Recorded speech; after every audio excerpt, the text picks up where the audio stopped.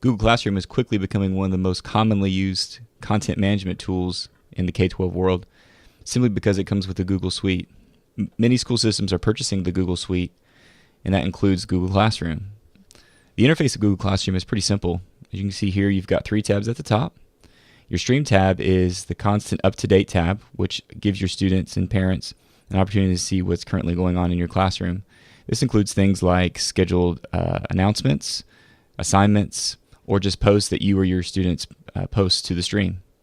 You also have an upcoming events here, which this includes also assignments, information, and those types of things. That way students know what's upcoming, and it's connected to the Google Calendar. Google Calendar, whenever you create a Google Classroom, automatically generates a Google Calendar for you to use. It also will automatically generate a special folder in your Drive folder that's labeled over after your class. So for example, this folder that I've created here for test class, in my Google Drive there's a folder called test class, and that's where I'm going to go and place all of my documents that are pertinent to this course. For the classwork tab, this gives you access to all of the classwork that's available. You can create assignments, you can create a quiz assignment, you can create questions, and these are just questions that you can ask your students in a formative manner, finding out what they know or what they need to know, or finding out what they've learned. Of course, this is access to material, and this gives you the opportunity to reuse posts. Topics are kind of like hashtags, in that if you want to specifically denote some documents, let's say you're talking about the Revolutionary War, you may want to put a topic note next to those as Revolutionary War, so that when students are searching through Google Classroom, they can quickly type in the topic keyword and be able to find it quickly. It's just an easy way for the students to be able to find information. Taking a look at people, as you can see here, I don't have any students in my class enrolled, but if I did, the list of students would be here. And this gives me an opportunity to email them individually or as a whole group. Underneath classwork, going back there, looking at assignments, you can see you can title the assignment, and you can determine if you want to give it to all students or individual students. That's nice because you can actually set up groups so that you can give individual assignments to individual groups, or individual students for that matter. As far as giving the assignment a title, you just simply type in the name of the assignment and the instructions that you would like for students to follow. You can set up a point scale. You can also set up a due date. And of course, you have the topic as well. So this is a way for students to be able to find the information quickly. As far as points, let's say, for example, you wanted to give your students a syllabus for them to review. You can title this syllabus, attach the syllabus here, and then set the points to ungraded. That way it won't be added into their final grade.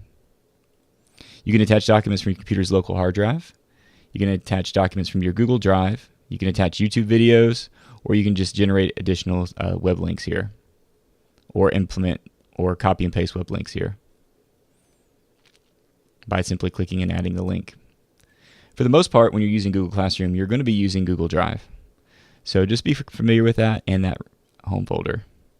Once you've done that, you can hit assign, or you can choose to schedule an assignment. So for example, if you know that you want this assignment to be delivered next week, you can schedule that so it's to be delivered at that moment.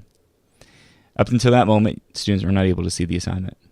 Of course, I can assign, and then all the students will have access to that document. Looking at other options you have the quiz assignment. This allows you to create a quiz based off of Google Forms. So you can actually create a quiz within Google Forms. And again, the same concepts apply here. You can set it to be ungraded if you'd like. You can also delay the post. And then again, you have access to all of the document options there. Clicking on the view response, you can actually see the responses from the quiz. So it gives you immediate feedback. In this case, there are no quiz results. But again, it uses Google Forms to create quizzes, which is pretty neat. All right, going back here, taking a look at some of the other options, you have questions. This is just an easy way of sending out formative assessments for your students.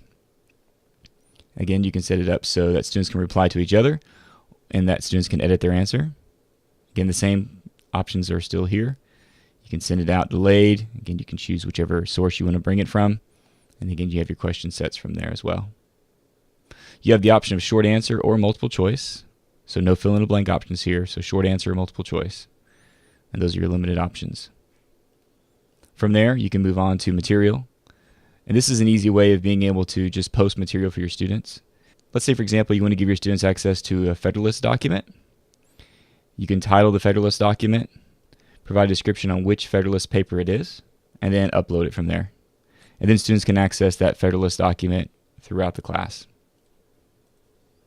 You can also reuse posts, which, as you imagine, you can just reuse the same post again. That prevents you from having to rewrite the post. So it's just a time saver there. Going back to stream, once you set an announcement or create an announcement, it will appear here on your main stream.